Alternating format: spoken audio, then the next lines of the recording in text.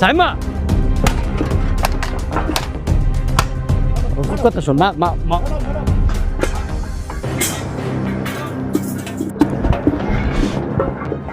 কথা শোন, শান্ত হ মা। এই ছোট লোকের বাচ্চা, বের হ বাসা থেকে, বের হ। নিমো খারাম, ছোট লোক একটা ফকিন্নির বাচ্চা, বের হ। ছোট লোকের বাচ্চা। আমাদের বাড়ির একটা সামান্য কাজের ছেলে হয়ে তুই এত বড় কাজ কিভাবে করতে পারলি বল? তো বুক কাঁপলো না? কি হয়েছে মা? আমার পোলা কি করছে? এই নিমো খারামের বাচ্চা আমার অবর্তমানে আমার বাবার সকল সম্পত্তি নিচে নামে লিখায় নিছে। এম সাহেব, আপনার কথার মধ্যে কিন্তু ভুল আছে। আপনি হইতেছেন আপনার বাবার অবাধ্য মাইয়া।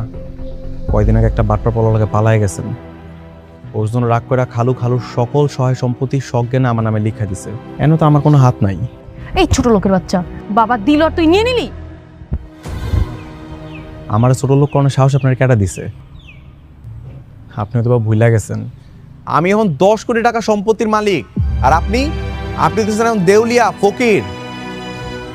আমার ছোট লোক করানোর সাহস আপনি কই পান? কুল বাবাজি, কুল ডাউন বাবাজি।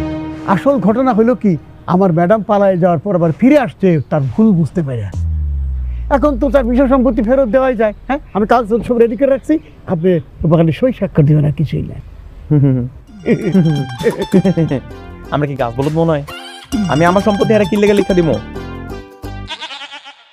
ফকিন্নির বাচ্চা, তুই ভালোই ভালো আমার সম্পত্তি আমাকে ফেরত দিবি কিনা বল। সাইমা, তুই ওর সাথে এমন ব্যবহার করছিস কেন? ওর তো কোনো দোষ নাই। আর ও যদি না দেয় এখন, তাহলে তোর আর কিছু করারও নাই। তুমি একদম চুপ থাকো। তোমার মতো পাগলের জন্য আজকে আমাদের এরকম পরিস্থিতিতে পড়তে হয়েছে। ম্যাম সাহেব, আওয়াজ নিছে? এটা আপনার অট্টালিকা না, এটা আমার বাড়ি। এই জায়গাতে আমার ইশারায় সবকিছু চলে। হ্যাঁ, এটা অবশ্য মাসুদ ঠিক কথাই বলেছে। তার চেয়ে চল মা, আমরা ঢাকায় ফিরে যাই। বাবা, তোমার এই চাকরের বাচ্চাকে বলো এক্ষুনি আমার সম্পত্তি আমাকে ফিরিয়ে দিতে। বলে কোনো লাভ হবে না, তাও বলে দেখছি।